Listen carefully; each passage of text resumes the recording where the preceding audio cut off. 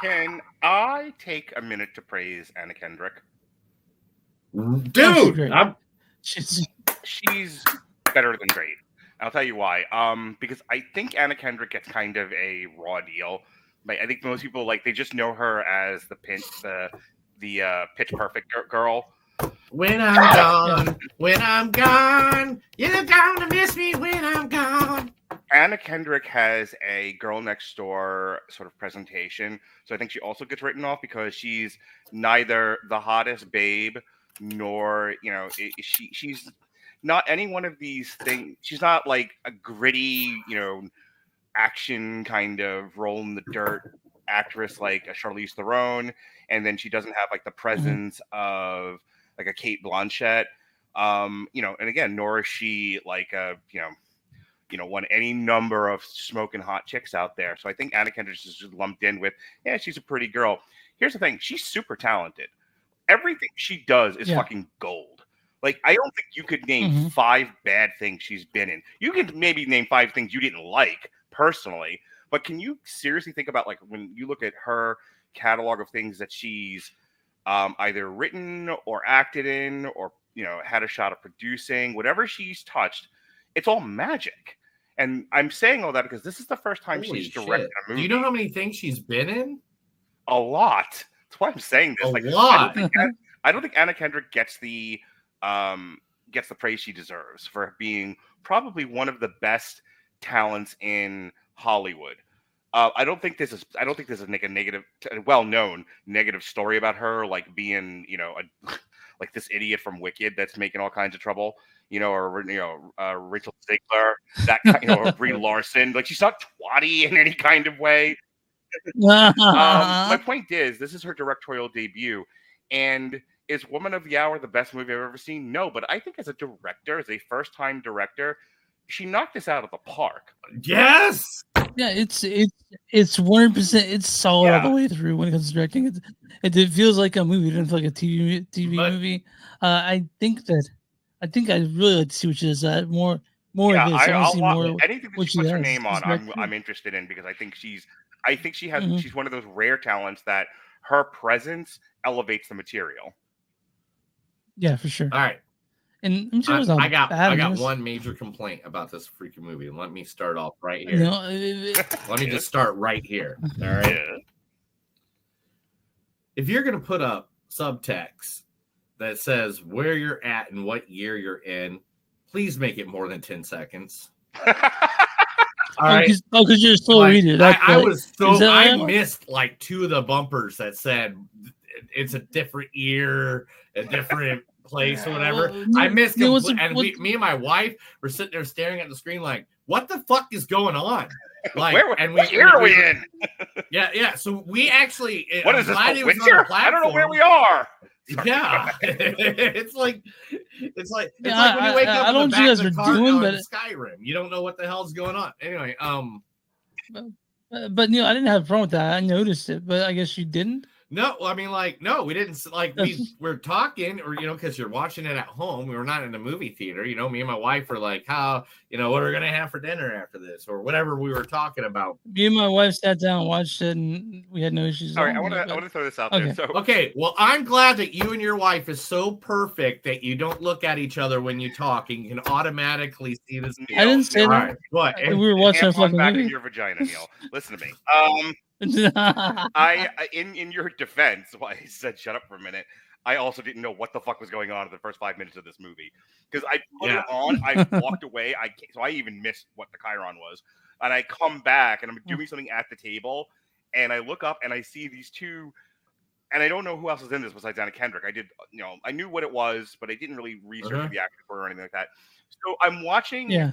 I'm watching the murderer and the girl on on a grassy hill, and this scene goes on for what seems like ever, to the point where I'm looking at the TV and I'm like, did I put the wrong fucking movie on? Exactly. And then so I checked it. I'm like, nope, this is Woman of the Hour. Well, here we go. It's not a complaint in terms of craft. It was just like, this was unexpected. There's so much more going on in this movie than the dating game. I thought the whole thing was going to be the dating game. Like I did too. I thought it was going to be like I haven't seen it yet, but I thought it was going to be like Saturday night where it's just like they're all backstage. Yeah. Or like Late Night with the Devil. Late Night with the Devil. Yeah, it's going to right. be That would be something I would compare. Or to. any other of the 1970s ripoff things that came out this year. Movie. You know, where this movie had this now has made a category because of this movie. The year 2024 is going to be known as the year everybody wanted to remember the goddamn 70s. Because like we're in that fucking part of the culture. Yeah, now. I mean, like literally every movie now that was based in the 70s to me is shit. Because there's too many of them now. That was 50 years ago. You just cross the line. What are we at? We're at like number 5 now this year for how many movies were in the 1970s. Well, in the defense of the 70s, it was the best decade of movies ever. No. Post-Coke free AIDS. Everybody knows 1930 was the 1930s was the shit, bro. Oh my god. Okay, Charlie Chaplin. Okay, let's talk about the guy who played Rodney, Daniel Zavada. I thought he was so fucking. Oh yeah. Well, his best stuff is when he's on the dating game and he's fucking with the guy next to him. Like, oh yeah. Oh my god. I tell you, that is what a representation of three kinds of men: the dope. The dope, the hidden swarmy, and the objectively shitty. Like, it's so good because you. But that's the thing. It was like Anna Kendrick sort of plays that perfectly. It's written really, really well because the guy who's just open and upfront with how shitty he is, he's like, "I like you. You're the one." Yeah. The one hiding it is the problem, and the other guy is so stupid. It's he should be ignored. I have to say, the set design in this is really, really good. The costumes are great. Everybody looks the part. It's not Do they look the part? I mean, if you're going historically, I mean that's the lady that Anna Kendrick was the actual outfits they're wearing, the hair. That's the guy that he's playing. I like that you had this all set up, Neil. Thanks. Your Honor. Of course. I have hundreds of pictures of this movie just laying around in here. Yeah, of course. But anyway, no, I agree with you on that. Go ahead, continue your thought. I was just laughing with you. I would tell you that my only craft criticisms are it drags in places. It's got some pacing issues. I think Anna Kendrick does a nice turn on stage where the girl tells her just have fun, don't worry about it, and she becomes kind of an asshole. And that's the most fun the movie has. Not that this is a fun movie to begin with, but I think you watch this because if you've watched the Zac Efron movie where he plays Ted Bundy or any one of these movies about a serial killer, you're waiting for the good stuff, and the good stuff in this movie isn't murders or anything like that. It's when she turns on the guys live on air, and Tony Hale's sweating and I'm gonna kill this woman. That's the good stuff of this movie. It takes a really long time to get there, and I wanted more of it, but there was only so much they could do with it, and I understand that. The rest of it, there's a really great tense scene where he tries to corner her at the car, and she is saved by the fact that people come out of the studio. Oh God!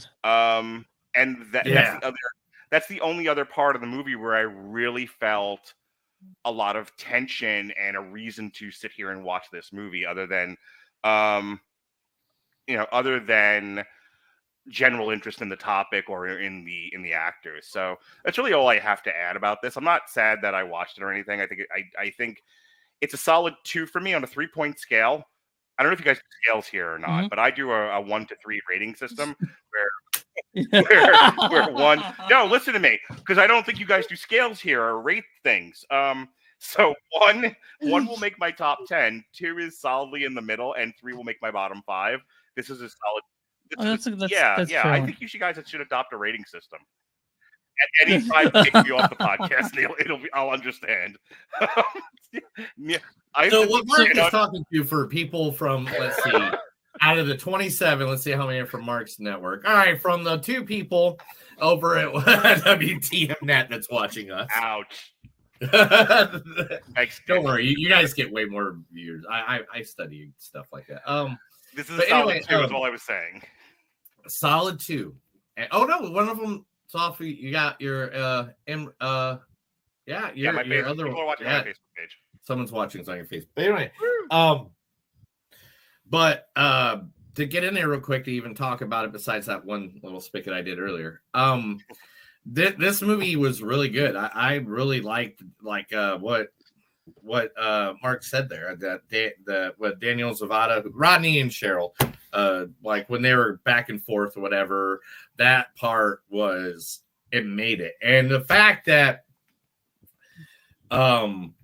midway through, I didn't even know, like I remember I think I saw the 2017 documentary, The Dating Game Killer. So I think I already knew this, but I didn't know all of it anymore. I knew the gist of the subject. So like going into it, I was like, okay, I hope she doesn't pick him. And maybe that's, I didn't realize that, because I really didn't do a deep dive on it until after I watched it. So didn't know she was going to pick him or she's not going to pick him. I didn't know where the terror was going to come from. But again, I think the scene that you're talking about, even though it makes it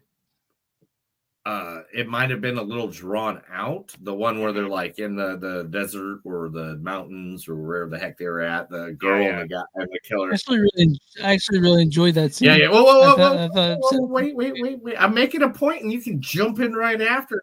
Grab that some bitch and you can do what you want with them. I think they did that on purpose to make it so you realize that this wasn't just going to be the fucking dating game, because it was just right there at the beginning. Sure. Now, tell me how much you liked it, and Mark is wrong about everything. I don't think Mark's wrong about anything. Personally, I like this movie. I think it's solidly directed. Everyone in it's great, and P.M. was in it for some reason. I don't know why. Can I ask a question to you guys real quick? Yeah. Would you have picked this if I hadn't twisted your arm? Yes. Because I had when this was not a twist your arm. Actually, about 2 weeks before you even mentioned this to us, someone already mentioned it to me. Mm-hmm. And then on top of that, this past Saturday when I was getting drunk, the guy was trying to explain when he got drunk that was the one who's like, hey, you should definitely watch this movie for your podcast. Then was trying to explain the movie to me and wanted to turn it on Netflix at his house. And I was like, no, dude, I am not in the mood to sit here to try to remember what the hell I just watched. Maybe not. And then I passed out, and it didn't matter because as soon as he turned on the TV, I passed out on the couch anyway. It was a great Oktoberfest. And remember, guys, I Uber everywhere. Uber in life, don't drive. Don't drink and drive. Anyway. Back to you, Chris. Sorry I interrupted you. So, we would have watched this. My wife, all I had to say is that Anna Kendrick's in it. And we was like, okay, I'll watch it. It's much harder than that to get her to go see movies with me. But when it came to this movie, it was really well directed. I remember we turned it off. We looked at my wife and we're like, "That was good. It's a good movie. It's a good movie." And best part of it. Best part. Are you guys ready? Did you see it? It was an hour and 35 minutes. It wasn't this 3-hour thing. Well, my wife we had this discussion at the end of this movie because she actually could stay awake for it.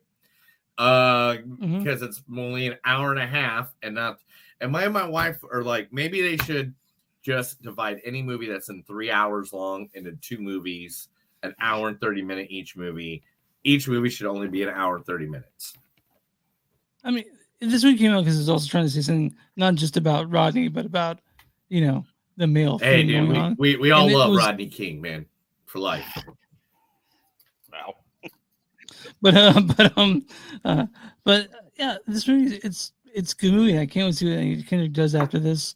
It's on Netflix and it's easy to watch, so it goes down smooth. I think it goes down smooth. It's not challenging. Like a Miller Lite. It's not. It's just not going to challenge you in any way. Like it's a well done film. Well, that's what it is. But you know what, guys? Neil, I'll give my score. All right, go for it. What's your score, buddy? It's like a 3.8, 3.9. It's fine. It's a good movie. Is it a 3.8 or a 3.9? Yeah, it's hovering, dude. It'll probably change at the end of the year. I have a spreadsheet going here, man. I got to keep these on here so we can add them up at the end. And then when you tell me what your top 10 are for this year, I can compare them to like these other ones that you said all season. You're gonna be seeing Venom next week. Please. I have not. I've never. No, I don't have the time or the patience. You know me. I can barely look at a screen for more than 2 hours without going, "What's over here?" Ooh, squirrel. What's your score? Anyway, my score on this one would probably be. I'll give it a good 4. You know what? I'm going to give Anna Kendrick her 4 for her first directorial debut because since it is a first-time director, how many times do you see a first-time director knock a movie out of the park? Like, because it was good, it was great. I mean, by any means, you'll probably have to remind me I watch it in a year or two, but as soon as you do, I'll be like, oh, and then I'll probably go and watch it right away, like when I go to bed that night or something, turn it on because I'll be like, oh, I totally forgot about that movie. But it was a good movie. But yeah, I love the 70s too. Oh, okay. All right. Mark, is it a scale of 2, 1 to 3? 3.9 for me, 3.4 for Neil on the Neil suck scale. I'm not sure it's a commune. What's the audience score for Woman of the Hour? Ooh, the audience gave this an 82%. They gave it a 68%. What the fuck? They're a bunch of bitches. If I could speak for the trees for just a moment. Yeah.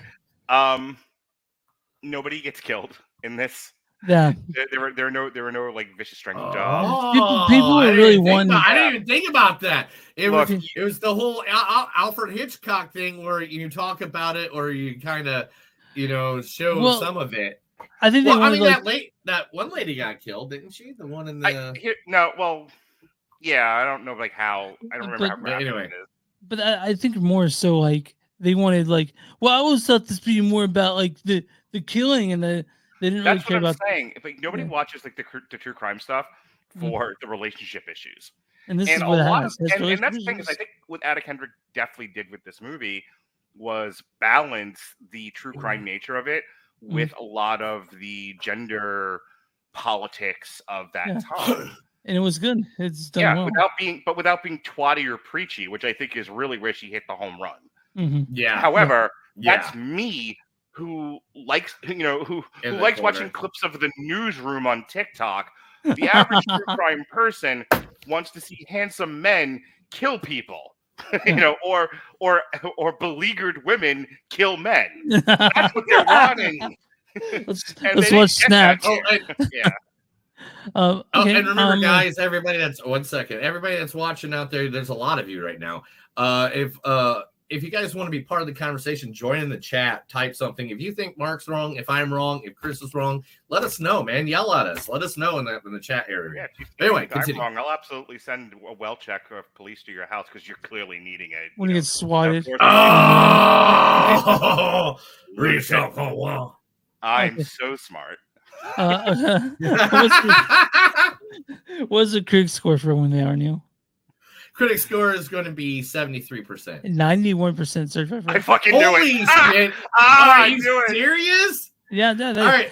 I like Anna Kendrick. I like this movie. 91%. No, listen. The part I said about gender politics. That's why. Neil, listen. It's not how much they liked it. Is it liked it or didn't? Keep that in mind. It's the amount of people that liked it. Yeah, it's not like positive. And I would say, like I said, the critics are looking for movies that validate their point of view. And this was a very girl power kind of movie. So the critics, so if you're a guy, you're giving this a favorable review because you don't want to be ostracized. And if you're a girl, you're giving this a favorable review because you're a girl. Yeah. It's not that hard. Christian Census is definitely directed by star Anna Kendrick. Women of the Hour uses an incredible true story as a foundation for a powerful examination of the intersection between distinct misogyny and violence. So, yeah. There you go. Yeah. And I guarantee you this got inflated high scores because of that alone. Yep. Okay, so this is from Bill Albury of New York Magazine. He says, the circular structure... The circular structure, as much as it may make thematic sense, also prevents cohesion. I don't agree with that. But that's what, like I said, and this is from Robert Levin of Newsday. He says, This is an accomplished directorial debut. Movie made with vision, smarts, and vision. 3.5 out of 4. Wow. Yeah. Women of the Hour. Tasty. On Netflix. Yes, and fucking watch it now.